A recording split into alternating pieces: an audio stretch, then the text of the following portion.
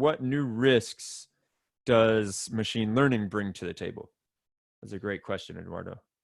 Yeah, I think Luke from the community, he make a very nice talk about the MLOps and the manifesto itself. I think there's some other challenges, like for example, in terms of utilization of the data.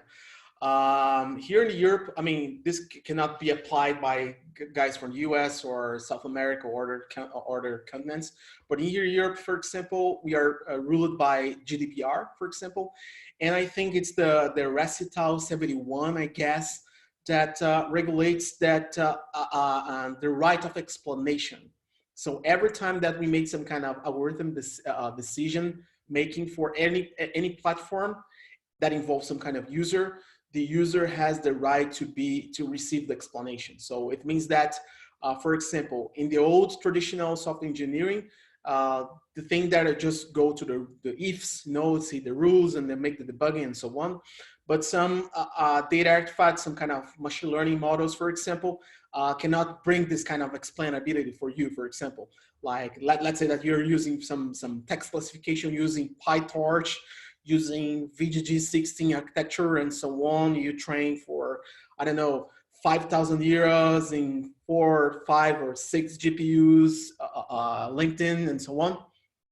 So you cannot explain that. So you cannot use that, because if your company receives some kind of inquiry for this kind of right of explanation, for instance, you are unable to do this. So this is one of the big challenges.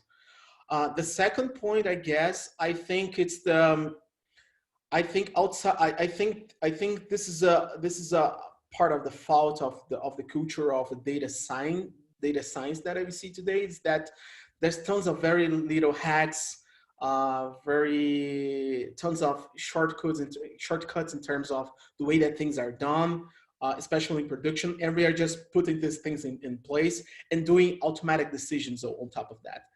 But for example, and because of this very hacking culture, or not very well codified in terms of software engineering and practices, for instance, we can let happen, for example, mistakes like the night capital, as I told, for example, some code going to production without a code review. So, and this is very common in the places that the machine learning operations are run by guys that don't have any kind of background in the software engineering, for instance. Another challenge, for example, bias. So if your algorithm do some kind of decision that takes in consideration some structural bias, for example, race, for example, sex, gender, for example, sex, gender, or for instance, religion, for example. So your company can be scrutinized by public opinion because of that, and so on, so on, so on. So I think this is basically this is would be the biggest challenge for that machine learning systems are bringing to the table. And on top of that, we are having right now, at this time that we are speaking right now, several different bodies of legislators, of congressmen, congresswomen, trying to figure out how to regulate those systems. Because one thing is that when we talk about, for example, some kind of scoring script that do some kind of scoring that it's not related with this business itself, or some kind of recommendations in the very item based or something like this. But another thing is when you do some kind of real scoring, that you have people doing critical decisions, or critical decisions being made by some algorithm that defines the future of someone.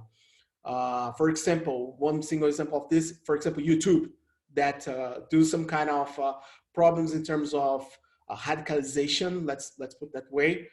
The company was completely scrutinized. So your company is prepared to that, for example?